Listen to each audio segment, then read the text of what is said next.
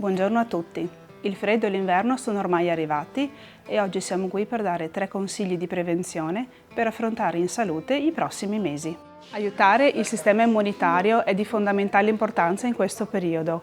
Possiamo avvalerci dell'aiuto di principi attivi come la lattoferrina e i fermenti lattici che lo sostengono in modo efficace. Per esempio, è una cura che faccio alle mie figlie per aumentare le difese immunitarie ogni anno.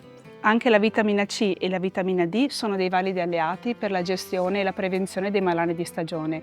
Integrarle in qualità, se necessario, è molto importante. Ma soprattutto seguire uno stile di vita sano. Adottare una dieta bilanciata ricca in fibre, proteine e carboidrati, bere 6-8 bicchieri di acqua al giorno e cercare di svolgere regolare attività fisica. La prevenzione è fondamentale e in farmacia puoi trovare personale qualificato e specializzato in grado di darti il consiglio più giusto. Vi aspettiamo!